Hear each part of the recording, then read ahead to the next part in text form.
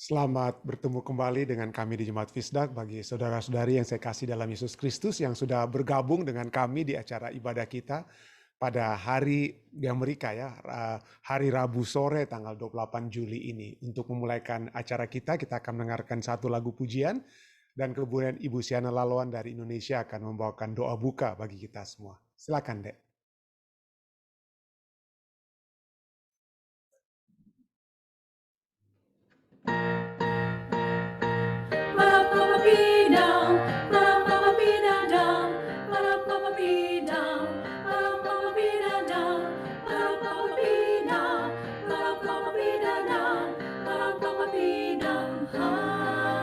Jangan lelah bekerja di ladangnya Tuhan. Roh Kudus yang beri kekuatan, yang mengajar dan menopang. Tiada lelah bekerja bersamamu Tuhan, yang selalu mencukupkan akan segalanya.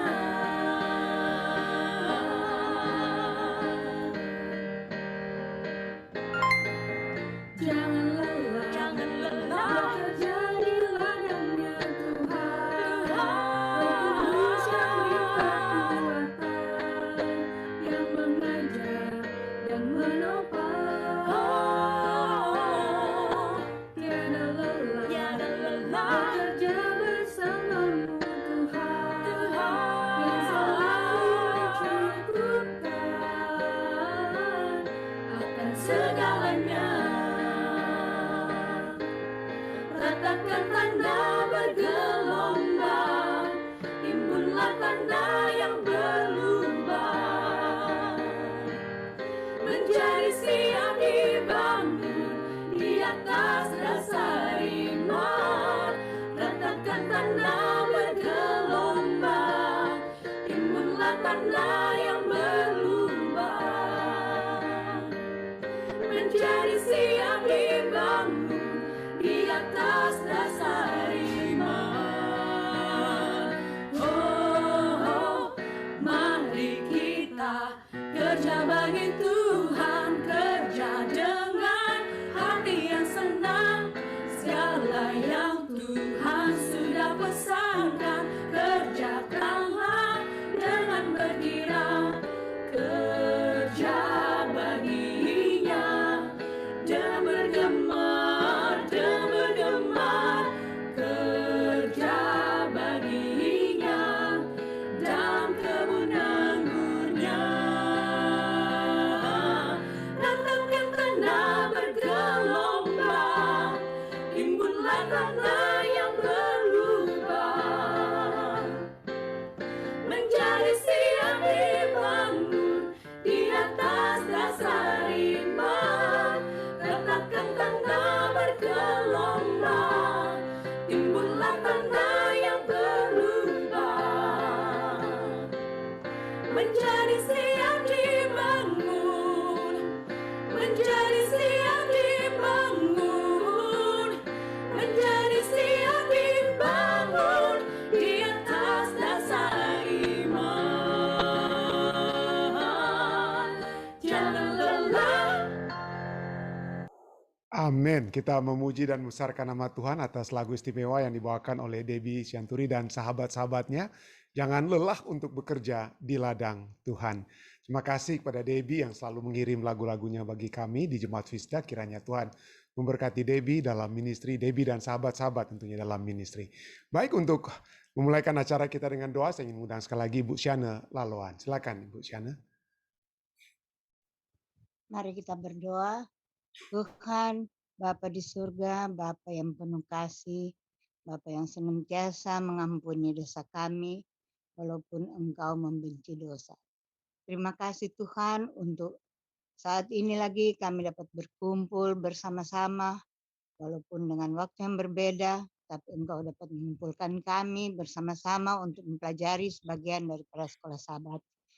Oh Tuhan, kami mohon kiranya Roh-Mu yang suci menempati hati pikiran kami masing-masing, agar ya Tuhan apa yang kami dapatkan Engkau selalu ya Tuhan memperingatkan kami untuk kami selalu setia, memuji dan besarkan nama-Mu, agar ya Tuhan kami pada sekali waktu kelak kami dapat berkumpul bersama-sama di tempat yang Engkau sudah sediakan bagi umat-Mu.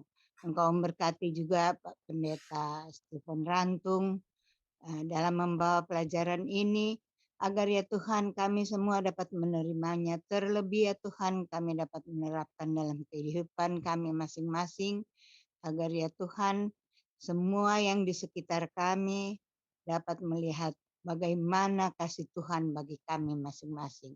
Terima kasih Tuhan, Engkau selalu mau mendengar, Engkau selalu mengampuni kami, menerima kami sebagaimana kami ada. Dalam nama Yesus kami berdoa dan mengucap syukur. Amin. Amin. Terima kasih banyak Ibu Syane. Baik, saudara-saudara sekalian, seperti biasa saya akan membagikan pelajaran kita. Dan pada malam hari ini kita memiliki satu judul yang seakan-akan mungkin kita pikir, wah ini kenapa judulnya seperti kayak makanan begitu atau apa begitu ya. Karena judulnya adalah bahwa sebab kuk yang kupasang itu adalah enak ya. Sebab kuk yang kupasang itu enak. Apa artinya ini kuk yang dipasang oleh Tuhan, yang Tuhan ingin kita bawa? Nah, kita sudah sempat bahas waktu yang lalu walaupun sepintas ya pelajaran sahabat katakan bahwa kuk itu dapat merujuk kepada misi-misi atau kehendak-kehendak yang Tuhan ingin untuk kita lakukan. Ya, di zaman Yesus tentunya kita akan pelajari bahwa kuk itu adalah beban-beban hukum yang diinterpretasikan oleh para pemuka atau pemimpin agama. Tapi mari kita lihat apakah ini kuk ini termasuk perintah-perintah Tuhan, termasuk 10 hukumnya, atau juga dan selain misi-misinya yang dia ingin untuk kita lakukan, mari kita lihat apakah misi ataupun kehendak Tuhan, perintah Tuhan dalam kehidupan kita itu dapat kita katakan enak, atau apa arti daripada kata enak itu. Nah, mari kita baca saja pelajaran sahabat kita, katakan bahwa kita sudah melihat bahwa penggunaan kuk oleh Matius di bagian ini menggemakan penggunaan istilah Yudaisme dan ayat-ayat perjanjian baru lainnya yang merujuk pada pemahaman hukum yang salah. Nanti kita akan lihat di bagian tambahan, apa itu pemahaman hukum yang salah? Pemahaman hukum yang salah adalah Tuhan sudah memberikan instruksi-instruksi kepada umat-umatnya di zaman Musa. Ada hukum-hukum Musa yang Tuhan berikan. Tetapi apa yang terjadi, entah itu selain hukum moral, ada hukum upacara, hukum kesehatan dan lain sebagainya yang diberikan pada Musa. Tetapi pemimpin-pemimpin agama di zaman Yesus itu melebih-lebihkan. Bahkan termasuk hukum moral itu sendiri. Ditambah-tambahkan oleh, sehingga disinilah dikatakan mereka memiliki pemahaman hukum yang salah. Pemahaman hukum yang salah. Istilah Yunani, nah mari kita teruskan. Istilah Yunani yang diterjemahkan sebagai enak dalam Matius 11 ayat 30 juga dapat diterjemahkan sebagai hal yang baik. Ya, jadi kuk itu adalah kuk yang baik atau kuk yang menyenangkan atau yang bermanfaat dan murah hati. Ya, murah hati. Nah, banyak orang di sekitar kita menganggap hukum Allah itu berat sebelah. Sulit untuk dipatuhi. Aduh, siapa yang bisa mengikuti hukum Tuhan? Dan kadang-kadang tidak lagi relevan. Itu untuk perjanjian lama, perjanjian baru enggak perlu. Yesus saja sudah salibkan. Ada pemahaman yang salah seperti itu. Ya, jadi hukum itu seperti sudah tidak lagi relevan. Bagaimana? Bagaimana kita dapat membantu mereka yang memiliki pemahaman yang salah itu untuk menemukan keindahan hukum dan membangkitkan kasih kepada Sang Pemberi hukum. Jadi fokus kita kuk itu, oke lah kita sudah bahas satu lalu, itu juga merujuk pada misi, tapi mari kita lihat bahwa kuk itu, coba kalau kita hubungkan itu, bahkan kuk itu adalah 10 kehendak Tuhan, atau 10 firman-Nya, ya, atau instruksi Tuhan, atau 10 Taurat Tuhan. Apakah itu dapat membangkitkan kasih kita kepada Tuhan? Nanti kita akan lihat bagian tambahan ya. Nah, pelajaran kita katakan, orang tua selalu ingat saat anak mereka itu mengambil langkah pertama. Pada saat mereka mulai berjalan, anak-anak kita ya, langkah pertama itu seringkali goyah, lalu diikuti dengan langkah kedua yang bersifat coba-coba, percobaan. Kemudian yang ketiga dan seterusnya. Dan pada saat itu, kemungkinan itu setelah 3 langkah, anak itu akan apa? Tersandung dan jatuh. Tersandung dan jatuh. Mungkin ada tangisan yang anak itu akan tangisi atau keluar air mata pada saat mereka terjatuh. Dan mungkin ada yang terluka atau memar saat mereka jatuh. Tetapi begitu sang anak merasakan kebebasan saat dia bergerak, Tadinya dia hanya merangkak, aduh setengah mati dia merangkak. Tapi pada saat dia dapat berjalan, maka dia akan memiliki atau merasakan kebebasan bergerak. Apa yang terjadi? Dia akan bangkit dan mencoba lagi. Dia berjalan, jatuh, bangun, berjalan, jatuh, bangun. Dan urutannya terjadi berulang-ulang sebelum anak itu dapat berjalan dengan baik atau dengan aman. Namun, di tengah-tengah tersandung dan jatuh, ada wajah kecil bangga yang dengan penuh kemenangan menyatakan kepada sang anak, "Papa" atau "Mama." Ya, anak itu katakan kepada ayahnya, "Papa, Mama, saya bisa apa? Berjalan." Walaupun mungkin dia tidak bisa katakan, tapi pada saat dia melihat wajah orang tua, dia katakan, "Saya dapat apa? Saya bisa berjalan." Nah, berjalan bersama Yesus mungkin tidak selalu mudah, tetapi selalu baik dan hal yang benar untuk dilakukan. Kita mungkin tersandung, kita bahkan mungkin jatuh, namun kita dapat bangun dan terus berjalan bersamanya di sisi kita, bersama Yesus di sisi kita. Dalam Galatia 5 ayat 1, Paulus menulis, supaya kita sungguh-sungguh merdeka. Ini kita akan lihat kata merdeka ini dalam konteks seperti budak-budak di zaman Rasul Paulus yang dimerdekakan. Jadi kata Yunani yang digunakan itu adalah kata seperti seorang yang dibebaskan dari perbudakan, merdeka dari perbudakan. Jadi supaya kita sungguh-sungguh merdeka, Kristus telah memerdekakan kita. Karena itu berdirilah teguh dan jangan mau lagi dikenakan kuk perhambaan. Nah, ini apa ini arti ini kuk perhambaan ini? Jadi banyak yang katakan, "Wah, ini kuk perhambaan ini apa ya? Ini hukum-hukum Taurat, jadi tidak perlu lagi kita hukum Taurat, itu kuk perhambaan." Nah, mari kita lihat nanti ya. Apa artinya? Dan bagaimana Kristus membebaskan saudara dan saya? Apa? Pertanyaan ya, apa perbedaan antara kuk yang dia minta untuk pikul dan kuk perbudakan yang Paulus peringatkan kepada kita? Kalau memang dua-duanya itu berhubungan dengan hukum atau hukum Taurat, apa yang membedakan? Nanti kita akan lihat ya. Kita dapat yakin, pelajaran sahabat kita katakan, kita dapat yakin bahwa apapun yang Paulus maksudkan dengan kuk perbudakan, dia tidak sedang berbicara, dia tidak sedang mengacu, dia tidak sedang merujuk kepada kepatuhan kepada hukum Allah atau 10 perintah. Dia tidak sedang menyatakan bahwa kuk perbudakan itu adalah 10 hukum Taurat Tuhan. Oh tidak, sebaliknya.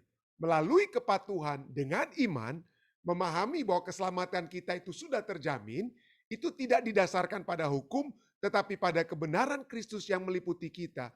Bahwa kita dapat memiliki istirahat yang sejati dan kebebasan. Jadi poin di sini ada yang dikatakan apa? Seperti saya sudah bahas tadi malam, bahwa keselamatan kita itu bukan oleh hukum, bukan.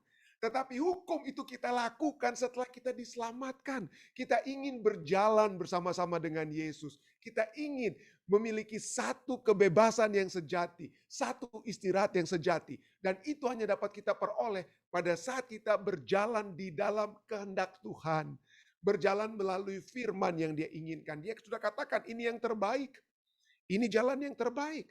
Jalan yang terbaik, kamu tidak akan membunuh sesamamu. Kamu tidak akan berdusta, kamu tidak akan mencuri. Kamu tidak akan menyebut nama Tuhan dengan sia-sia. Kamu tidak akan memiliki ilah lain di hadapanmu. Ya, itu kehendak Tuhan. Dan itu baik dan benar adanya. Dan memberikan kebebasan dan istirahat yang sejati. Nanti kita akan lebih tambahkan itu di bagian tambahan ya. Mengapa? Mengapakah menjalani kehidupan yang taat pada hukum Allah adalah salah satu yang lebih tenang daripada ketenangan lain yang di dalamnya. Di dalamnya kita tidak mematuhi hukum itu.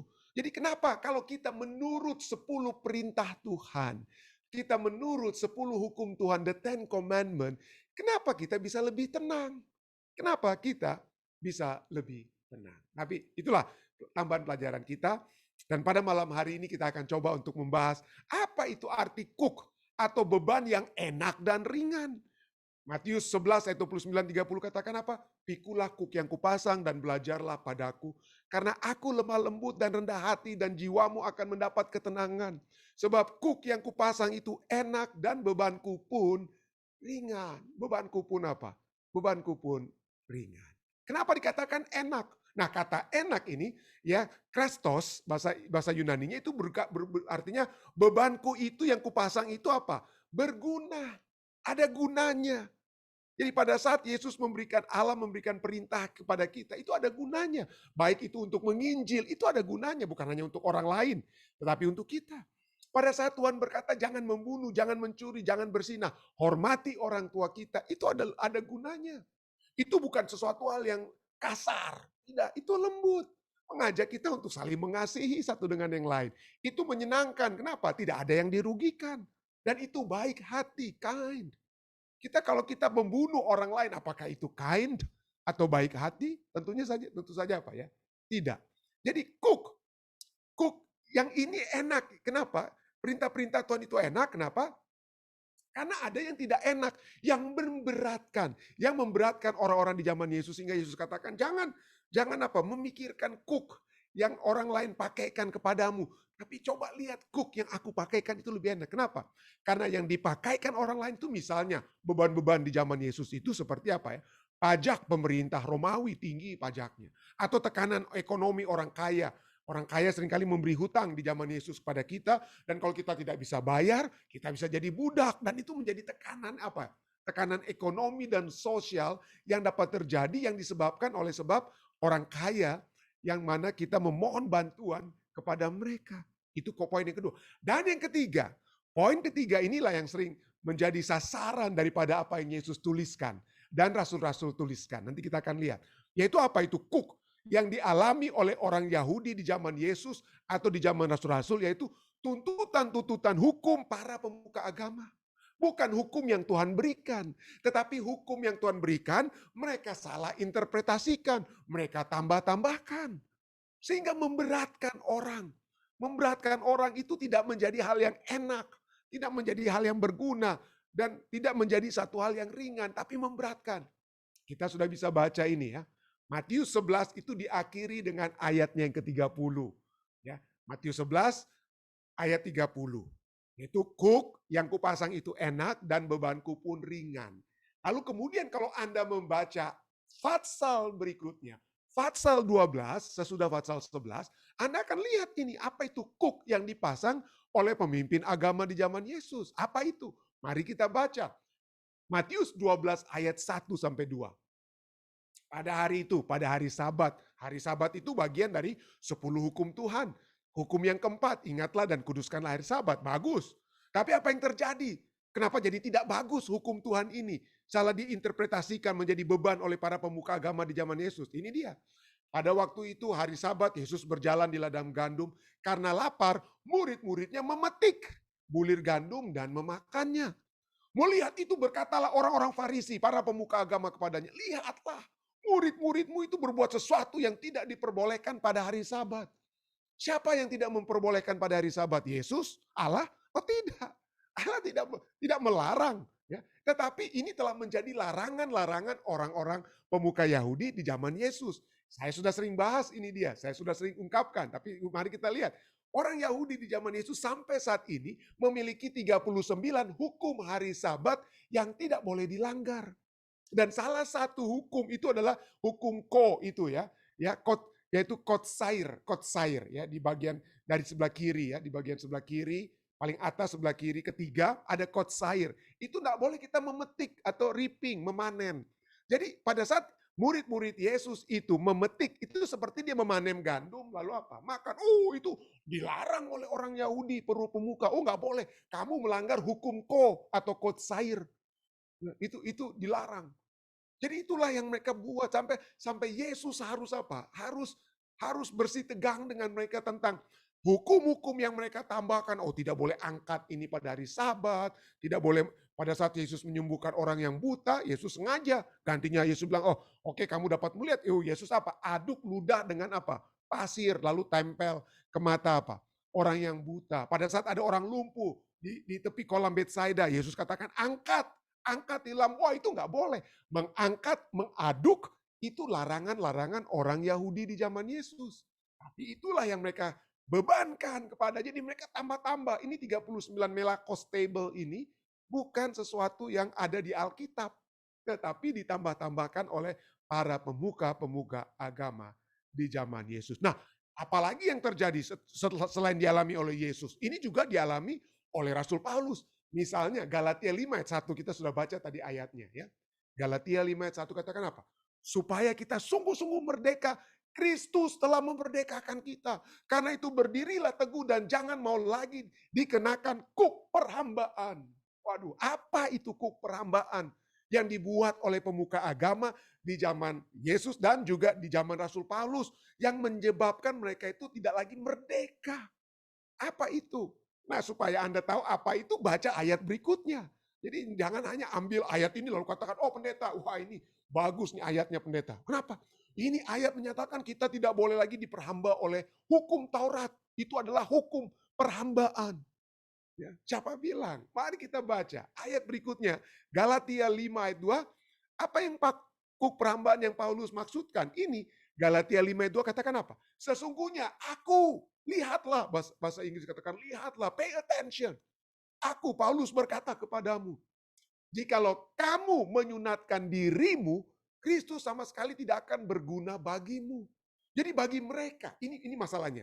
Bagi para pemuka agama yang di zaman Yesus dan juga dapat menjadi masalah kita kalau itu yang kita pikirkan sekarang, hukum-hukum itu termasuk hukum sunat, termasuk juga hukum 10 hukum itu adalah sarana untuk diselamatkan. Bukan akibat atau bukti dari kita yang diselamatkan. Tidak. Bagi mereka itu, kalian kalau mau selamat, turut 10 hukum. Apalagi, beban lainnya. Kalau kalian mau selamat, sunat. Sunat. Kalau kalian tidak mau disunat, kalian tidak akan selamat. Jadi Yesus itu nggak perlu dong. Kalau saya cuma selamatkan karena sunat, ya saya sunat aja. Nggak perlu Yesus, oke-oke saja kan. Tetapi Rasul Paulus katakan tidak. Keselamatan kita itu hanya dalam siapa? Dalam Yesus, dalam kasih karunia-Nya. Itulah sebabnya Galatia 5 ayat 4 ayat berikutnya katakan apa ya?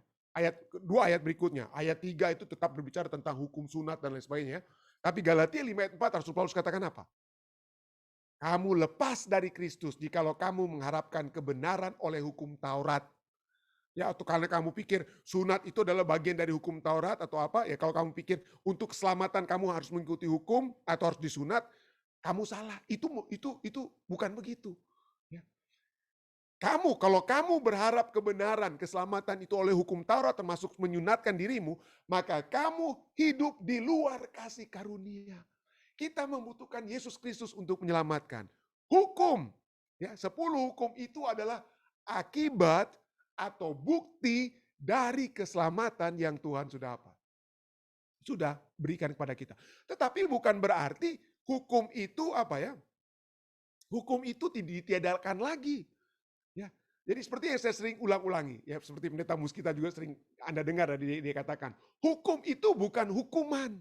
Hukum itu, tetapi di zaman Yesus dan di zaman rasul-rasul, hukum itu telah menjadi hukuman. Ya, karena mereka, aduh bagaimana caranya, aduh sehari ini saya berdusta, aduh saya nggak bisa masuk surga ya. Jadi dengan kata lain itu yang menjadi beban. Karena mereka memikirkan apa yang harus saya lakukan supaya saya selamat. Gantinya kita sekarang berpikir, wah saya sudah diselamatkan. Terima kasih Tuhan. Apa yang saya sekarang dapat lakukan bagimu? Itu. Jadi hukum itu bukan hukuman, tetapi hukum firman Tuhan katakan adalah yang memerdekakan kita. Apakah 10 hukum Tuhan itu memperbudak kita? Apa 10 hukum itu telah ditiadakan di perjanjian baru oleh karena adanya kasih karunia? Oh tidak. Yesus sendiri katakan dalam Matius 5 ayat 17-18. Jangan kamu menyangka bahwa aku datang untuk meniadakan, menghilangkan hukum Taurat atau kita para nabi. Aku datang bukan untuk meniadakannya, melainkan untuk menggenapinya. Kata menggenapi seakan-akan mengakhirinya. Oh bukan. Saya menggenapi artinya saya menuruti, bukan mengakhiri. Menggenapinya ya. Karena aku berkata kepadamu, sesungguhnya selama belum lenyap langit dan bumi ini, satu iota atau satu titik pun tidak akan ditiadakan dari hukum Taurat. Sebelum semuanya itu terjadi. Banyak yang katakan hukum itu hanya di perjanjian baru. Itu bukan yang Yesus katakan. Hukum ditiadakan perjanjian baru itu hanya untuk perjanjian lama. Itu bukan apa yang Yesus katakan. Yesus katakan apa? Sebelum langit dan bumi ini berlalu. Nah saat ini. Apakah langit dan bumi masih ada saudara? Langit dan bumi masih ada. Kita masih hidup di langit, di bawah langit, di dalam bumi ini. Jadi hukum itu masih tetap ada. Kalau kita tiadakan berarti kita sudah melawan apa yang Yesus katakan ya. Yesus katakan sebelum langit dan bumi itu apa? Lenyap, tidak ada yang tidak akan ada yang ditiadakan. Arti daripada menggenapi itu apa? Bahwa Yesus mengungkapkan justru Yesus mengungkapkan signifikansi pentingnya yang sebenarnya, kepentingan yang sebenarnya dari hukum Allah. Dia memberikan contoh bukan hanya dengan kata-kata, tetapi tindakan yang sepenuhnya dari hukum tersebut. Dan dia katakan itu motivasi itu bukan supaya orang lihat. Kalau Anda lihat apa yang Yesus katakan tentang hukum Taurat, orang katakan apa? Kamu bersinah pada saat kamu melakukan tindakan sinah. Tapi Yesus katakan apa? Aku katakan pada saat kamu memandang wanita. Jadi Yesus lebih dalam lagi. Kenapa? Karena penurutan hukum itu sesuatu yang keluar dari dalam hati. Bukan supaya orang lihat, oh pendeta Rantung ini memang tidak pergi ke tempat-tempat yang macam-macam dan lain sebagainya. Itu tidak pengaruh. Tapi hati saya itu yang lebih pengaruh daripada apa yang orang lihat atau tidak lihat dari hati saya. Itulah sebabnya itu arti kata menggenapinya, artinya Yesus menurut dari dalam hatinya. Dan hukum itu yang memerdekakan. Ya, Yesus sudah katakan, dia tidak akan hilangkan. Dia menggenapinya. Oh mungkin Anda kata, oh tapi sesudah Yesus kan ada rasul-rasul pendeta. Oh, mungkin rasul-rasul katakan, oh enggak perlulah. Mungkin interpretasi mereka ya yang lebih jelas daripada interpretasi saya. Tapi apa yang rasul-rasul katakan? Apakah rasul-rasul katakan, oh Yesus sudah tiadakan hukum? Oh pada saat Yesus datang dan mati dan dibangkit, Yesus sudah tiadakan hukum? Mari kita lihat. Roma 7 ayat 12, Rasul Paulus katakan apa? Hukum Taurat adalah apa? Tidak bagus. Ya, tidak benar, tidak baik. Itu yang Rasul Paulus katakan. Tidak ya. Hukum Taurat adalah kudus. Perintah itu juga adalah kudus, benar, dan baik. Lengkap. Kudus, benar, dan baik. Ada hal-hal yang tidak kudus, tapi mungkin dianggap baik. Ya. Ada hal-hal yang baik, tapi tidak benar. Tapi ini lengkap sekali. Kudus, benar, dan baik. Yakobus 1 ayat 25. Barang siapa meneliti hukum yang sempurna, hukum itu dikatakan apa? Sempurna. Kalau sudah dikatakan oleh Yakobus sempurna, jangan kita hilang-hilangkan ya. Yaitu hukum yang memerdekakan orang. Dan ia bertekun di dalamnya. Jadi bukan hanya mendengar atau melupakannya. Tetapi sungguh-sungguh melakukannya, ia akan berbahagia oleh perbuatannya. Kalau kita menuruti hukum tersebut, karena Tuhan sudah menyelamatkan kita dengan kasih karunia-Nya. Dan kita sungguh-sungguh melakukannya. Dari hati yang keluar karena kasih kita kepada Tuhan. Kita akan berbahagia. Kita akan berbahagia. Tidak heran, Yakobus 2 ayat 10 sampai 12 dia lebih menjabarkan. Sebab barang siapa menuruti seluruh hukum itu, tetapi mengabaikan satu bagian daripadanya, ia bersalah terhadap seluruhnya. Sebab ia yang mengatakan jangan bersinah, ia mengatakan juga jangan membunuh. Jadi jika kamu tidak bersinah tapi kamu membunuh, atau berdusta, atau mengingini harta milik orang lain, maka kamu menjadi pelanggar hukum juga. Ayat 12, berkatalah dan berlakulah seperti orang-orang yang akan dihakimi oleh hukum. Hukum itu yang menjadikan standar. Kenapa saya salah? Oh, saya salah karena saya sudah bersinah. Kenapa saya salah? Apa dasar kesalahan saya? Oh, saya bersalah karena hukum katakan jangan apa? Jangan membunuh. Jadi itulah ya. Berlakulah seperti orang-orang yang akan dihakimi oleh standar penghakiman, yaitu hukum. Hukum itu yang justru apa? Yang memerdekakan orang. Kalau saya tidak bersinah, maka saya merdeka. Tapi kalau saya bersinah, saya apa? Guilty as charged. Saya bersalah seperti yang dituduhkan kepada saya. Ada standar yang menyatakan saya salah atau tidak salah. Saya benar atau tidak benar. Jadi inilah yang kita lihat ya. Hukum itu tidak disepelekan oleh Yesus, tidak disepelekan oleh rasul-rasul. Sepelekannya itu siapa? Disepelekan oleh saya dan saudara manusia yang berdosa. Jadi masalahnya itu bukan masalah hukum itu nggak benar atau tidak benar. Masalahnya saya yang tidak benar. Allah firman-Nya sudah katakan hukum itu kudus, baik dan benar. Kita yang tidak baik, kita yang tidak benar, kita yang maunya tidak suci. Itu masalahnya. Roma sudah katakan hukum itu kudus, benar dan baik. Tapi apa yang kemudian Rasul Paulus katakan dalam Roma 14 ayat 15 setelah dia katakan, wah hukum itu baik, kudus dan benar. Ya, tapi dia katakan apa? Aku tahu, kita tahu bahwa hukum Taurat adalah rohani. Tetapi akunya itu yang bersifat daging. Kitanya yang orang Manado bilang kalabur. Nggak benar. Yang sudah tahu-tahu jangan bersinah, waduh kita suka sekali mau bersinah. Yang mau macam-macam. Kitalah yang tidak rohani. Kita bersifat daging, kita berada di bawah kuasa dosa.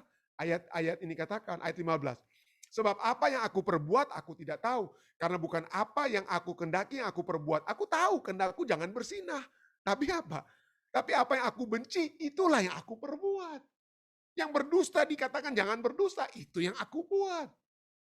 Nah, itulah manusia kita. Masalahnya bukan hukumnya itu baik atau tidak baik. Kita yang tidak baik atau baik. Itu saja ya. Itu saja. Jadi masalah utamanya bukan hukum Allah, tetapi keberdosaan kita. Keberdosaan saudara dan saya yang masih suka neko-neko, yang aneh-aneh, yang maunya aneh-aneh, yang maunya yang nggak benar, itu yang kita pikir menarik. Ya, rumput di luar pagar itu kelihatan lebih apa? Lebih enak. Istri orang itu kelihatan lebih menarik daripada istri sendiri. Itu kan bukan masalah hukum yang katakan masalah jangan bersinah. Masalah saya, berdosanya saya, itu yang masalahnya ya. Jadi itulah sebabnya. Berikutnya Rasul Paulus katakan dalam Roma 8 ayat 7. Sebab keinginan daging adalah perseteruan dengan Allah. Keinginan untuk bersinah, untuk berdusta, untuk begini dan begitu. Itu perseteruan dengan Allah. Karena ia tidak takluk kepada hukum Allah. Hukum Allah.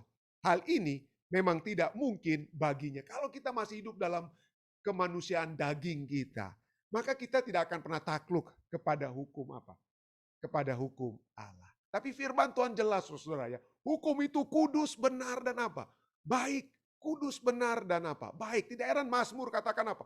Besarlah ketentraman pada orang yang mencintai Tauratmu. Tidak ada batu sandungan bagi mereka. We will have peace. Bahasa Inggrisnya. Ada damai. Kalau kita mencintai Taurat Tuhan. Ya.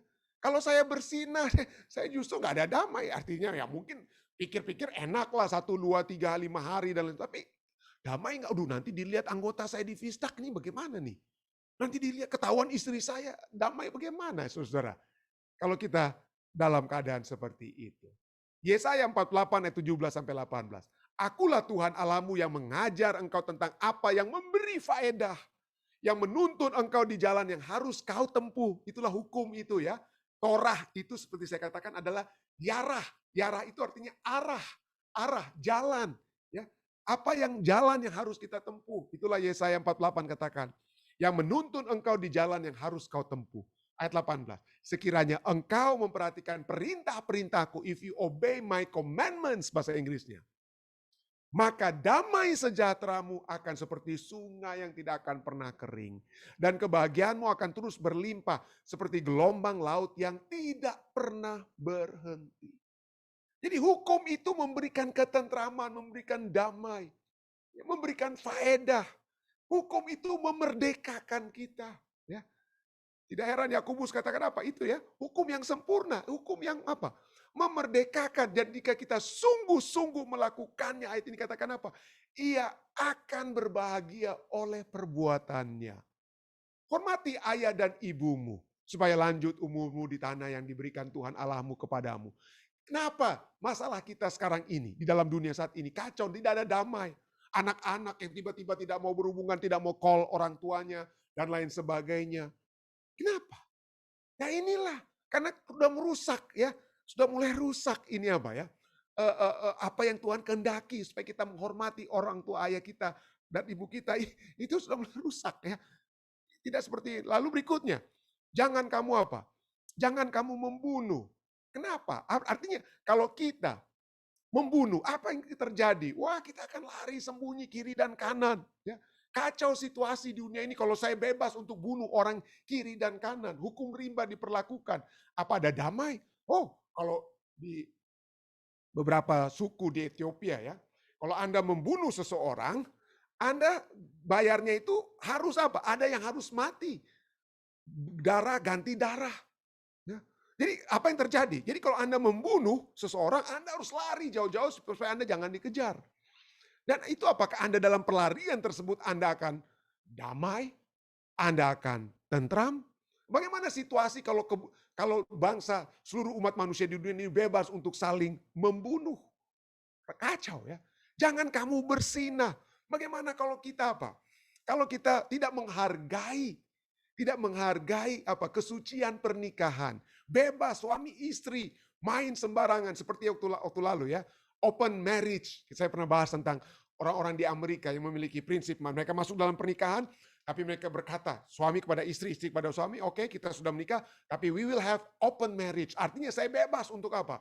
Main kiri dan kanan dengan pria atau wanita lain yang saya ingin sukai. Apa kira-kira anak-anak kita kalau kita punya anak? Pelajari dari kita. Kalau kita apa? Bebas untuk bersinah. Ya.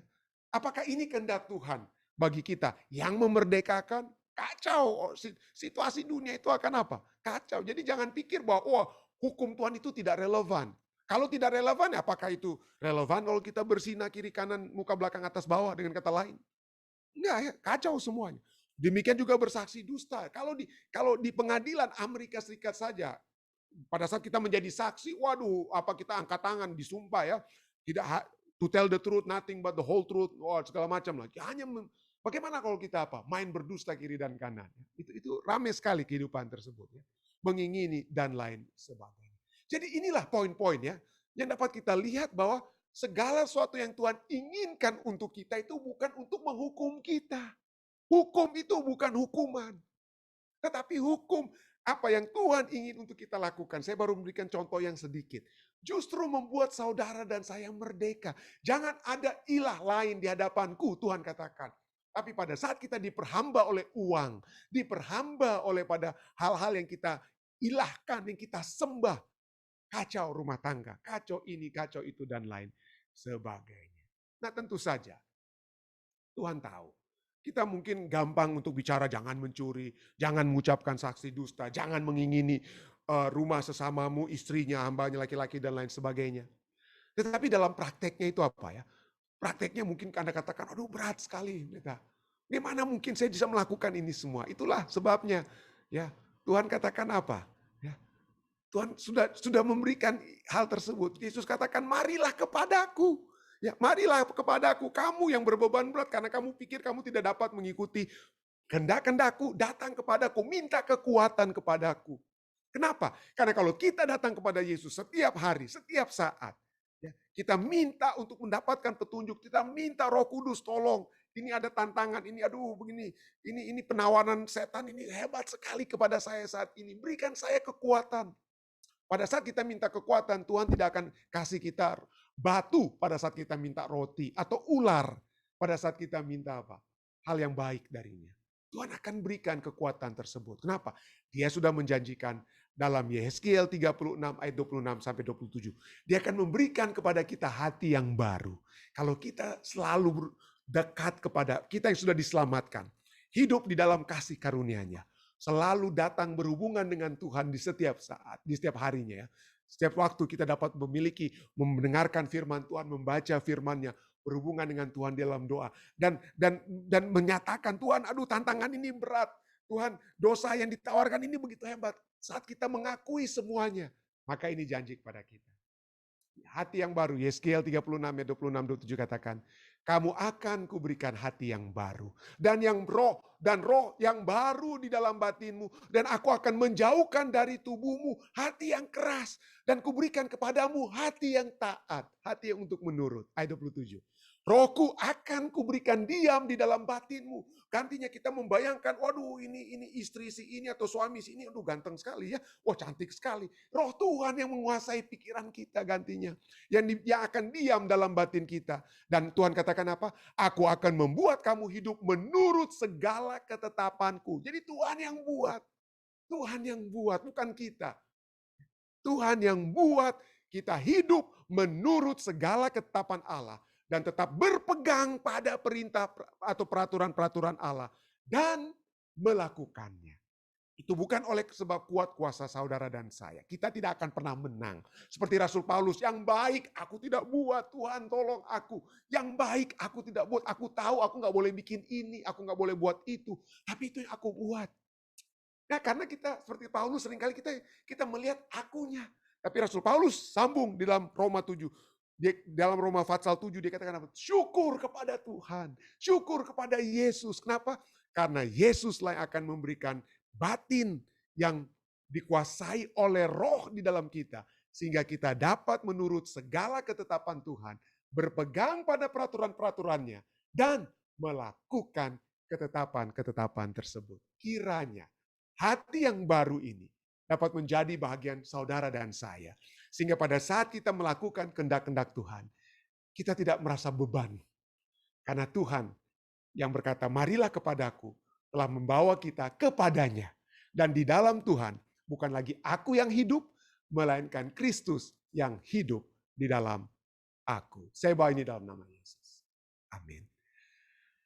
Baik, saudara-saudara sekalian, jika seperti biasa ada tambahan ataupun pertanyaan sehubungan dengan pelajaran kita ya tentang ya beban yang ringan dan enak ini. Enaknya atau ringannya itu karena Tuhan yang mengangkatnya bagi kita tentunya ya. Mungkin jika ada tambahan, silakan. Ada kira-kira tangan yang dapat diangkat? Terima kasih Bapak Situmorang sudah bergabung kembali. Jika ada tambahan, silakan Pak Situmorang. Atau Om Rain, Papi Mami mungkin? Papi Mami silakan. It's okay. Good. Oke, Sudah bagus. Thank you. Bapak Om Pendeta Sauliam. Oh Bapak Situmorang silakan. Ya. Terima kasih Pendeta Stephen Rantung atas pelajarannya yang begitu indah. Dikatakan tadi kuk yang kupasang itu enak ya. Saya kira sudah dijelaskan bahwa kuk itu bagaikan kalau membajak alat itu adalah yang dikenakan di tengkuk dari sapi ini, dan biasanya satu sapi itu adalah yang sudah berpengalaman ya, dan yang satu sapi lagi adalah yang masih kecil ataupun belum pengalaman dalam membajak, sehingga waktu membajak itu dua-dua, jadi yang satu lagi ini yang belum pengalaman ini enak. Jadi sebenarnya tujuannya di sini adalah ajakannya, mari kita berpartner dengan Yesus ya. Mari kita kerjasama dengan Yesus dalam upaya penyelamatan umat manusia ini ya. Jadi ringan memang karena satu sapi ini ya yang berpengalaman, yang tadi belum ya, sehingga jadi pembajakan sawah itu jadi bagus ya. Jadi itu enaknya karena Yesus di sini. Nah, pikul ini bukan begitu ya. Yesus pun sudah kita tentunya tahu bahwa dia juga misinya adalah penyelamatan umat manusia. Jadi mari kita datang berpartner dengan Yesus di dalam penyelamatan manusia, termasuk tentunya ya kita akan menjadi selamat ya. Jadi memang ringan jadinya dan enak kalau kita bekerja sama dengan Yesus. Saya pikir yang bahaya adalah apa? Karena berbeban berat katanya kan. Tapi banyak manusia itu menganggap, saya nggak ada beban berat kok. Enak, saya orang kaya, banyak uang. Mungkin banyak yang merasa tidak ada beban berat dalam hidup ini. Ya, padahal sebenarnya saudaraku, bagaimanapun kayanya kita, ya banyak uang, tetapi ada satu saat merasa kekosongan. Ya, merasa kekosongan, seperti gelisah. Ya, yang aturan rest jadi restless. Karena itulah apa? Karena akibat dosa ya. Kemarin saya baca ada 10 orang bilioner yang kaya tetapi bunuh diri. Ya. Kalau dilihat dari segi keuangan, wah ada satu dari British, dari England, masih umur 37, udah milioner tetapi bunuh diri. Ada satu lagi yang dia akhirnya kaya dia. Kalau di foto itu kita lihat ya, waktu saya search di internet, ketawa dia ya, senyum. Ya, seperti senang tidak ada. Tapi rupanya dia bakar dirinya, dia tembak, dia dirinya, kemudian istrinya dan putrinya, dan dia bakar rumahnya lagi. Ya. Jadi kita lihat di sini, biarpun kaya dia, bukan itu membawa ketenangan. Ya. Jadi berhati-hati. Yang banyak itu mungkin merasa tidak membutuhkan Yesus. Tidak merasa ada kuknya atau beban di dalam dirinya. Padahal sebenarnya pada suatu saat kita nanti akan apa? Ada saatnya kita merasa gelisah, ya walaupun kaya, membutuhkan sesuatu. Terbukti tadi yang 10 orang kaya tadi, milioner itu, akhirnya bunuh diri. Oleh sebab itu saudaraku, mari kita selalu datang kepada Yesus, kita pakailah kuk ya, yang dapat membuat kita rasa enak ya, di dalam kehidupan ini. Karena kita akan merasa berbahagia bila mana kita bersama-sama dengan Yesus. Terima kasih. Terima kasih. Tambahan yang baik sekali. Terima kasih banyak Bapak Stimorang. Terima kasih. Terima kasih. Baik Om Rain, ada mungkin? Ya, terima kasih, Red. Ya. Sangat jelas. Cuma saya pikir-pikir juga mengenai zaman Yesus, di mana itu pemimpin-pemimpin gereja atau ya pemimpin sinagog bikin peraturan-peraturan ekstra lagi, ya. Nah, ini pelajaran ini memang cocok karena peraturan yang sudah diturunkan dari General Conference terus ke divisi dan seterusnya kepada unit dan sampai itu kalau kita jalani ikut aman tentram ya. Jadi jangan sampai kita jadi seperti pimpinan-pimpinan Yahudi yang mulai bikin peraturan-peraturan baru yang menyebabkan keresahan bukan saja pada anggota tetapi sesama pengerja resah, ya. Jadi kira-kira bagaimana nih pendeta? Jadi memang ada tambahan-tambahan peraturan sepertinya ya yang terjadi juga. Tapi seperti misalnya kita dilihat di dalam kisah rasul-rasul Fatsalnya yang ke-15 bagaimana para rasul-rasul bertemu dalam sidang General Conference, boleh kita katakan General Conference yang pertama di Yerusalem oleh sebab ada satu masalah teologis ya yang harus mereka pecahkan sehubungan bagaimana dengan orang-orang apakah yang menjadi Kristen harus disunat, tetapi segala sesuatu itu terjadi oleh sebab tuntunan Roh Kudus. Jadi apakah pertanyaannya ya ataupun tantangan bagi kita? Apakah pada saat kita memiliki peraturan? Tentu saja kita memiliki ada peraturan-peraturan yang seperti kita lihat dalam jemaat seperti peraturan jemaat, tetapi itu pun akan harus direvisi di General Conference setelah 5 tahun ya. Jadi ada peraturan-peraturan tapi berdasarkan tentu saja apakah peraturan itu prinsipnya itu prinsip Alkitabiah yang ada di dalamnya. Jadi policy itu adalah penjabaran daripada prinsip. Prinsip itu ada yang firman Tuhan katakan. Firman Tuhan tidak berbicara jangan kamu merokok dan lain sebagainya. Firman Tuhan tidak bilang seperti itu. Tetapi prinsip kesehatan untuk menjaga tubuh kita bagaikan Ka'bah Tuhan. Makanya kita ya penjabaran daripada menjaga tubuh kita itu kita katakan ya jangan kita merokok dan lain sebagainya, jangan merusak. Dan ini tentu saja penjabaran-penjabarannya ataupun policy, peraturan-peraturan jemaat dan lain sebagainya itu apakah itu poin pertama, apakah itu memang sesuai dengan firman Tuhan, dan yang kedua, apakah ada tuntunan Roh Kudus? Ya, adakah tuntunan Roh Kudus seperti Jerusalem Council ya di Matius kisah 15 bagaimana mereka berkumpul dan Roh Kudus menguasai mereka untuk dalam mengambil keputusan. Jadi adakah doa dan berpuasa itu kita lakukan sebelum mengambil keputusan-keputusan di tingkat seperti General Conference yang Om bawakan tadi. Ya, terima kasih Om Ren amat pertanyaannya. Baik, ada lagi mungkin yang lainnya yang dapat memberikan. Silakan Ibu Debbie, ya, di-unmute dulu. Baik, selamat pagi Indonesia, selamat sore Amerika. Pertanyaan saya hampir mirip dengan Om Rain. Kadang-kadang kita di organisasi yang kita utamakan adalah persinahan. Kalau melanggar bersinah langsung check out. Yang saya mau tanyakan pendeta, kadang-kadang kita tidak menyadari kita melanggar 10 hukum. Banyak umat Tuhan, anggota jemaat, itu kadang-kadang melanggar juga hari Sabat. Kenapa kita tidak tetapkan juga seperti peraturan, kita kasih teguran atau apa. Jadi kalau kita lihat, orang Advent itu hari Sabat kayaknya sudah dianggap remeh. Kalaupun dia punya jabatan di gereja, tidak pernah ada yang berani tegur umpamanya. Melihat mungkin nggak enak, siapa dia gitu. Tapi kalau umpamanya sesama teman, mungkin kita bisa saling mengingatkan. Tapi kalau istilahnya dia sebagai pejabat, melanggar hari Sabat atau kadang-kadang berdusta pun kadang-kadang. Itu bagaimana itu pendeta? Apakah dia langsung berurusan dengan Tuhan atau kita sesama manusia atau bagaimana? Jadi itulah hal-hal yang kita apa ya, kadang-kadang kita tidak sadar, kita pupuk terus dosa-dosa kecil itu. Terima kasih pendeta. Terima kasih. Ya. Terima kasih Ibu Debbie. Dan memang kalau kita melihat prinsip Alkitab, tidak ada dosa yang tingkatannya lebih ringan atau lebih rendah daripada dosa yang lainnya. Kitab Yakobus yang kita sudah baca tadi secara jelas menyatakan bahwa kalau kita menolak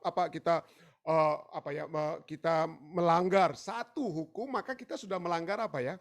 Kita sudah melanggar hukum yang lainnya. Jadi tidak ada dengan kata lain, tidak ada dosa yang tingkatannya lebih ringan daripada tingkatan dosa yang lainnya.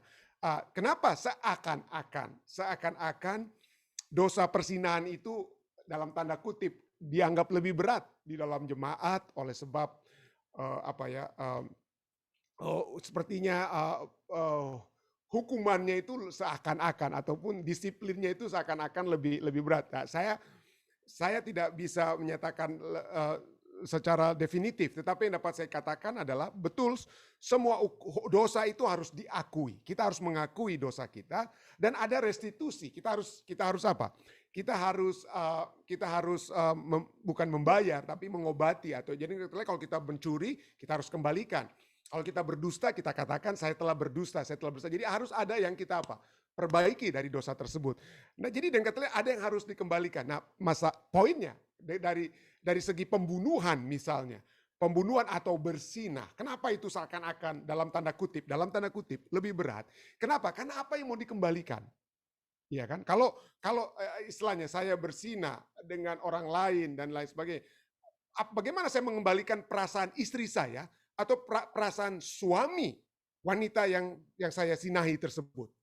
Ya bagaimana caranya saya mau kembalikan? Kalau saya mencuri uang orang lain, gampang. Saya bisa bayar 10.000 atau 10 juta. Saya bisa kembalikan 10 juta. Tapi kalau dalam pembunuhan atau persinahan, jadi dengan kata lain dosa itu semua sama. Semua akan bersalah di hadapan Tuhan. Semua harus kita akui. Kita harus bertobat. Kita harus berbalik. Tetapi akibat atau efek daripada dosa yang kita buat atau konsekuensi daripada dosa itu yang berbeda. Boleh kita lihat ya. Konsekuensinya yang berbeda, dan inilah mungkin ya inilah yang menyebabkan dosa seperti pembunuhan atau persinahan itu mendapatkan hal yang lebih perhatian yang lebih serius di jemaat oleh sebab konsekuensi daripada dosa itu sukar untuk diperbaiki dengan kata lain. Itulah sebabnya mungkin ada yang ini para pemimpin kita dapat tambahkan kira-kira sehubungan dengan dosa membunuh, bersinah, kok itu tidak. Apa kira-kira yang saya nyatakan ini konsekuensinya atau akibatnya itu lebih parah itu dapat diterima? Pendeta Tikwalu mungkin bisa membantu saya. Jika ada. Atau Om Ren, atau Papi, silakan. Oke, makasih, Sir. Silakan. Kita ada pengalaman baru-baru ini, Sir. Memecat anggota gereja yang melakukan persinahan. Ya, dan itu diputuskan, tapi yang saya buat adalah 4 mata dulu, menyatakan bahwa memang dia bersalah. Beberapa kali ada pertemuan, dan kemudian memang ini anak-anak muda dan mereka akan menikah. Ya, dan saya katakan administrasi gereja kita harus jalankan disiplin pemecatan. Ya, karena kalau cuma banyak yang mengatakan di dalam jemaat, oh itu Pak pendeta itu kan cuma karena asusila atau persabulan, harusnya enggak harus dipecat.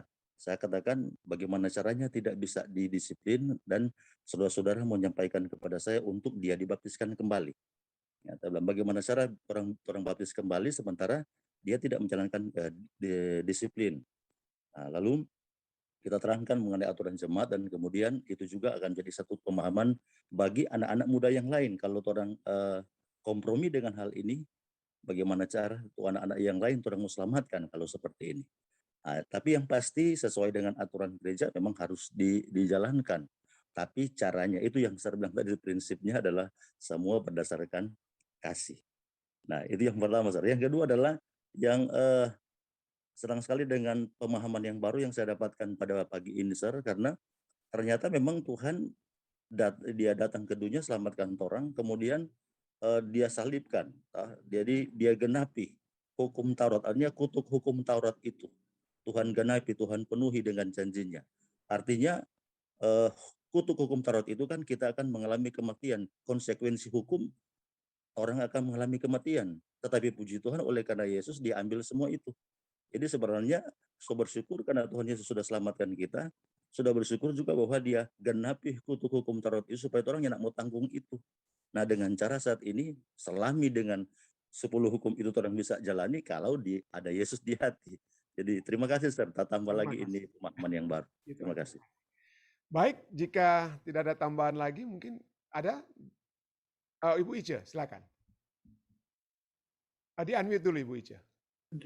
Saya mau tanya, orang berdosa, umpama kayak tadi Bapak siapa tadi bilang dia bersinah. Itu konsekuensinya dipecat dan disiplin. Sekarang saya mau tanya, kalau dipecat, apa urusan manusia dengan untuk memecat dia? Apa hanya untuk disiplin? Karena pemecatan itu membuat orang itu mungkin akan murtad, jauh dari Tuhan. Kalau disiplin memang tuh harus dijalankan. Tapi kalau pemecatan tidak ada di peraturan buku sidang. Bagaimana itu Pak Pendeta? Apa harus dipecat atau karena disiplin sampai kita lawat dia, kita deketi dia, mungkin dia akan bertobat, dia akan menjalani. Kalau dia udah dipecat, nanti dia aku kan udah dipecat. Dia akan down dan dia akan pindah ke agama lain atau bagaimana? Gimana keterangan dari Pendeta Stephen Rantum? Oke, baik. Saya ada sebelum Om Rain mungkin atau Papi mau jawab dulu ini. Silakan. Jika kalau tidak saya coba akan jawab. Ya. Ada kira-kira? Baik. Om Rain tidak kedengaran. Kalau Om Rain. Ya, baru unmute, baru keluar. Ya, ya. Jadi kami punya pengalaman, Pendeta Stephen. Kami pernah adakan KKR di salah satu wilayah, nggak mau bilang di mana. Angka anggotanya ada kira-kira ya 80-100 orang. Waktu kami tiba di sana, sudah setengah anggota tidak ada. Lalu saya tanya kenapa? Oh ini dia punya pelanggaran ini dia kami pecat. Dan karena kami sudah pecat, jadi saudara tidak lawat lagi. Tidak. Jadi waktu KKR itu, kita sebelumnya jalan dari rumah ke rumah, mengajak lagi anggota-anggota kita itu. Lalu sabat terakhir kita bikin perjamuan, nangis semua saling pelukan, saling mengampuni. Jadi ini sebenarnya caranya kita untuk menjalankan polisi itu harus dengan kasih. Terima kasih. Ya. Jadi dengan katanya tujuan utama, kalau kita mempelajari Alkitab ya, tujuan utamanya bagaimana kita memenangkan mereka kembali. Ya, disiplin itu artinya bukan berarti kita keluarkan mereka, tapi disiplin itu menjadikan mereka kembali sebagai murid Kristus. Kenapa? Karena pada saat mereka melanggar, mereka tidak sedang melakukan kehidupan sebagai murid Kristus. Tapi pada saat kita datang dengan kasih, kita menyadarkan kesalahan mereka. Kita menyadarkan bahwa dan mereka tahu bahwa ini adalah satu hal yang bertentangan dengan firman Tuhan dan mereka rindu untuk dikembalikan, maka kita kembalikan. Tetapi tentu ada proses disiplin seperti yang Ibu Erna katakan. Jadi di jemaat kami ada disiplin ya, dengan kata tidak boleh memegang jabatan untuk sekian waktu dan lain sebagainya ya. Jadi disiplin itu tetap harus kita harus tetap tekankan. Nah, pemecatan itu terjadi tentunya pada saat mereka tidak mau terima, tentu saja ya. Itu yang dikatakan kalau sampai firman Tuhan jelas ya, 4 mata, lalu panggil 2-3 orang saksi lainnya dan lain sebagainya. Tapi kalau mereka tetap tidak mau menerima dan tidak mau mengakui kesalahannya, kita harus apa? Itu kalau mereka sudah tidak mau terima lagi dengan kata lain. Jadi ada dua pemahaman yang harus kita, apa arti daripada pemecatan itu sendiri dan apa arti disiplin itu sendiri.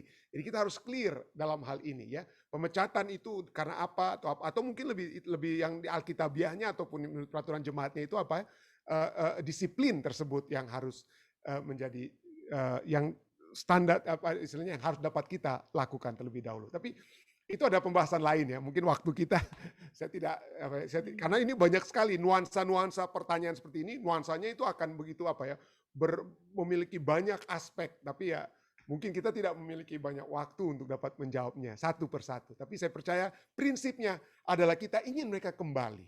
Kita ingin mereka kembali. Kita tidak biarkan mereka untuk apa? Dikeluarkan dan hilang begitu saja. Justru kita harus lebih menarik mereka untuk dapat kembali menjadi murid-murid Yesus. Ya. Terima kasih. Baik, ada mungkin dari live stream, Dek? Jika ada tanda tambahan dari live stream.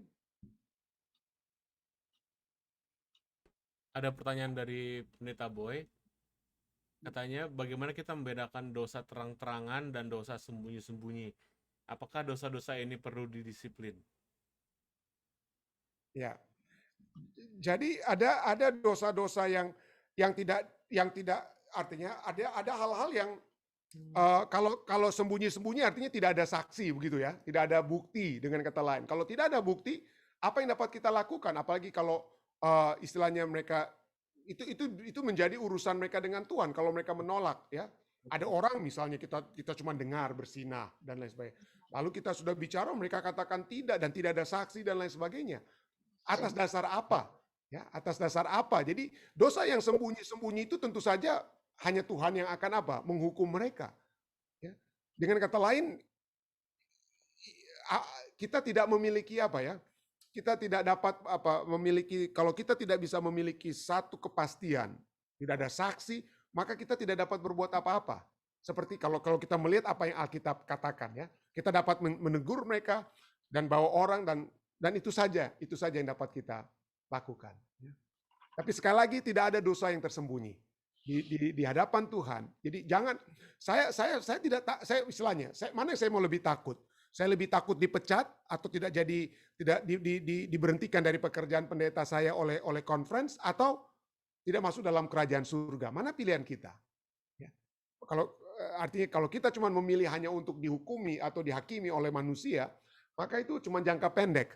Tapi mari kita berpikir jangka panjangnya, yaitu kehidupan kekal dalam kerajaan surga. Itu yang lebih utama daripada apakah ada jemaat ataupun conference atau apapun yang akan memecat kita.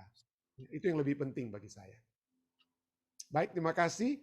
Ada lagi, Dek? Ada pendeta dari Ibu Sylvia Abutan mengenai perzinahan. Dia dikatakan bagaimana dengan Maria Magdalena yang diampuni Tuhan? Ya, jadi itulah sebabnya Tuhan menegur Tuhan menegur atau mengecam dosa. Tetapi dia mengasihi orang yang berdosa kan? Makanya dia katakan go and sin no more.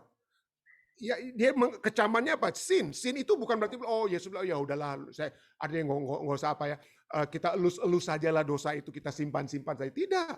Tapi Yesus katakan apa? Go and sin no more. Tapi sebelum sin no more itu dia katakan apa? Pergi. Kalau damai aku berikan, pengampunan aku berikan. Dan pengampunan itu yang terutama.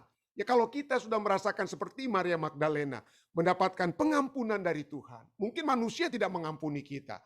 Manusia mungkin akan terus mengingat dosa-dosa kita. Manusia mungkin akan mencerca kita. Tetapi Tuhan tidak ada dosa. Termasuk dosa berzina yang Tuhan bilang, waduh hebat sekali dosa kamu. Ya, aduh gimana sih caranya mengampuni kamu. Tidak ada seperti itu. Sekalipun dosa kita itu merah seperti kermisi, akan putih seperti salju. Apa saja dosa kita. Tuhan katakan apa? Pergilah dengan damai. Tetapi pada saat kita pergi apa? Jangan berbuat dosa lagi. Jangan karena kita pikir, waduh karena kita sudah diampuni, dapat keselamatan. Once saved, always saved. Ya udah kita langsung terus saja bergumul, main dalam lumpur dosa.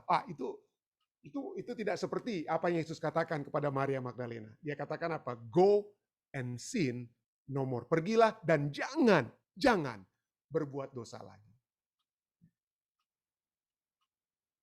Terima kasih. Ada lagi, Dek? Sudah, pendeta. Baik, saudara sekalian, jika tidak ada, terima kasih. Saya menghargai semua yang sudah bertanya, mulai dari Bapak Situmorang, lalu Ibu Debbie, Ibu Ice, Pendeta Tikwalo, Om Ren, semua, dan Pendeta Boy, dan juga Ibu Abutan. Terima kasih banyak atas pertanyaan dan diskusi kita pada saat ini. Kita masuk kepada bagian yang kedua, yaitu kita doa kita. Ada yang mungkin dapat disampaikan usulan-usulan doa, silakan. Ada kira-kira? Dari Zoom, ada yang mau dapat? Ya, silakan Pendeta Tikwalo. Ya, makasih Sir.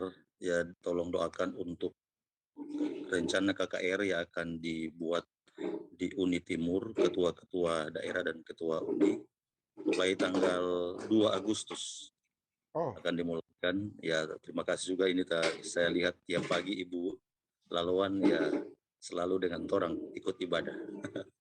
oke. Ketua-ketua daerah ya di Uni Ya, Indonesia. ketua-ketua daerah Uni Timur ya akan jelas. Nah, kemudian ada Bapak Ance Dotulong.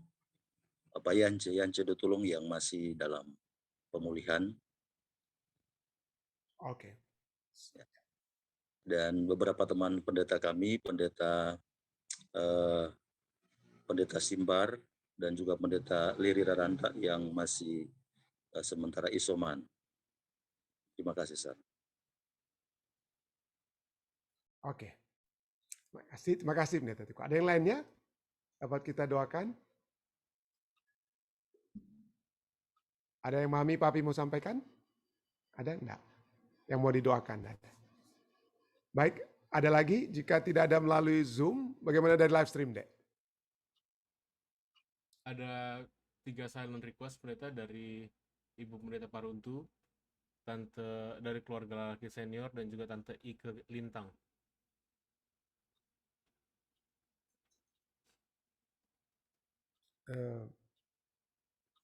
Oke. Baik, jika tidak ada sekali lagi banyak permohonan-permohonan doa Anda yang selalu dibawakan oleh tim doa Fisdak ya. Kami akan selalu mendoakan, ada nama-nama yang selalu sering, kami sudah sering doakan dan kita akan terus doakan, kita tidak akan pernah berhenti mendoakan nama-nama yang sudah dinyatakan melalui live stream maupun Zoom ya. Kita akan terus mendoakan mereka. Baik, mari kita bersatu di dalam doa. Bapa yang menukasi dalam takhta kerajaan surga, terima kasih. Terima kasih karena pada malam hari ini kami telah mempelajari bahwa hukum yang Engkau berikan kepada kami dapat bukan menjadi satu hal yang memberatkan kami, tetapi dengan roh yang menguasai hati kami, maka itu dapat menjadi satu hal yang ringan, berfaedah, bermanfaat di dalam kehidupan kami, yang membawakan kemerdekaan yang sesungguhnya. Kehendak-kehendak-Mu yang terjadi, entah itu kehendak untuk mengabarkan Injil, kehendak untuk melakukan kehendak-Mu, seperti menuruti perintah-perintah-Mu Tuhan, 10 hukum-Mu, adalah suatu hal yang akan membawa kami kepada satu kehidupan yang baik, satu kehidupan yang benar, satu kehidupan yang kudus. Kami berterima kasih Tuhan, karena Engkau sudah memberikan tuntunan kepada kami. Banyak manusia di zaman sekarang Tuhan, yang tidak lagi memiliki tuntunan-tuntunan yang dapat mengatur kehidupan mereka. Dan kami bisa melihat hasil daripada kehidupan yang semau gue, yang manusia lakukan, alami pada saat ini Tuhan. Tetapi kami dapat melihat pada saat kami merenungkan, menghidupkan, melaksanakan firman-Mu, 10 kehendak-Mu dalam kehidupan kami, maka kami memiliki satu kehidupan yang lebih tenang, lebih damai, dan istirahat sejati dapat menjadi bagian kami.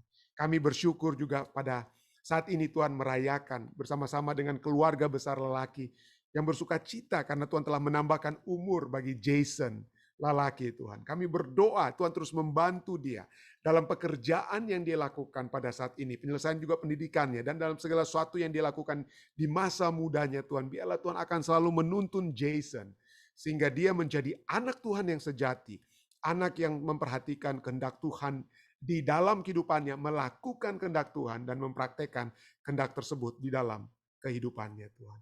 Kami juga berdoa bagi anak muda lainnya di jemaat kami, bagi Joel Masih. Kami berdoa kiranya Tuhan akan terus menuntun Joel dalam pekerjaan yang dia lakukan di musim summer saat ini. Tuhan akan membantu dia terhindar dari mara bahaya dalam perjalanan ke tempat bekerja dan kembali.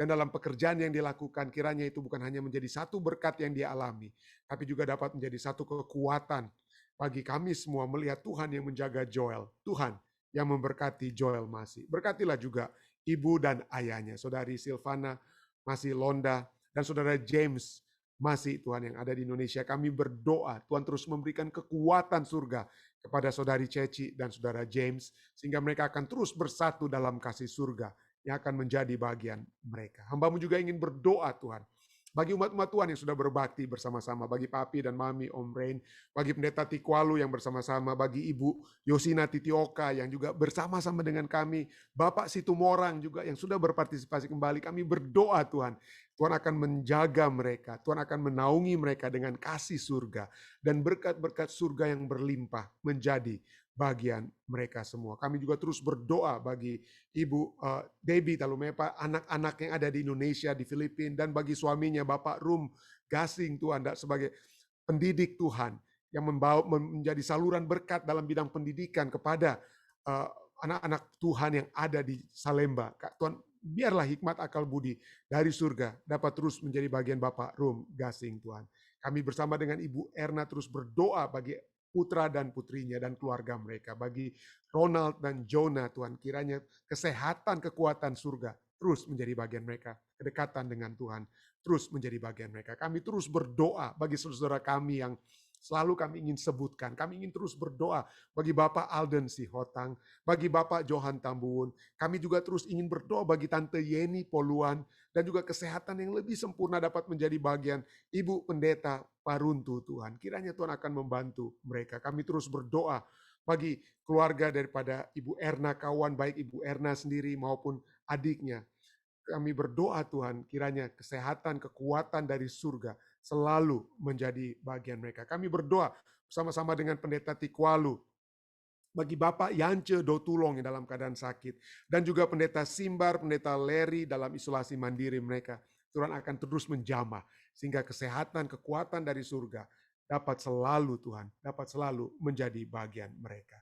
Kami juga berdoa bagi silent request yang dibawakan oleh Saudari Ike Lintang. Tuhan mengetahui rancangan-rancangan surga yang akan dapat terjadi, dan biarlah Saudari Ike dapat melihat kehendak Tuhan terjadi di dalam kehidupannya. Kami berdoa bersama-sama dengan Om Yan dan Tante Sin, kiranya kekuatan surga akan selalu menjadi bagian mereka. Tuhan mendengarkan permohonan mereka sehubungan dengan anak-anak dan cucu mereka, dan Tuhan jaga mereka sehingga mereka akan tetap terlindung dari masa pandemik yang sedang berlangsung pada saat ini. Terima kasih Tuhan. Ada begitu banyak lagi permohonan-permohonan doa kami, tapi dengarkanlah Tuhan. Dengarkanlah semua kami yang sudah berbakti, baik yang dari Indonesia, dari Amerika, yang ada dari California, dari Colorado, dari Washington State, dan di mana saja Tuhan. Khususnya umat-umat Tuhan yang ada di Jemaat Fisdak. Tuhan, kiranya penyertaan surga, berkat-berkat surga akan menjadi bagian kami semua. Menjadi kekuatan kami yang kami dapat miliki dari waktu ke waktu. Sehingga dengan demikian kami dapat melihat bahwa atau beban yang bahkan Tuhan sudah berikan kepada kami adalah satu hal yang ringan. Satu hal yang bermanfaat oleh karena Tuhan mengangkatnya bagi kami. Terima kasih Tuhan, terima kasih. Engkau sudah mendengar dan menjawab doa kami. Karena doa ini telah kami bawa Tuhan hanyalah di dalam nama Yesus Kristus, yang adalah Tuhan dan Juru Selamat menebus kami. Amin. Sekali lagi terima kasih saudara sekalian yang sudah bergabung bersama kami. Sekali lagi terus jaga kesehatan kita masing-masing ya. Tetap memiliki kekuatan iman yang akan membantu daya tahan tubuh kita. Ikuti protokol-protokol kesehatan. Stay safe, stay healthy. Tuhan memberkati kita sampai bertemu besok di waktu yang sama. Tuhan memberkati.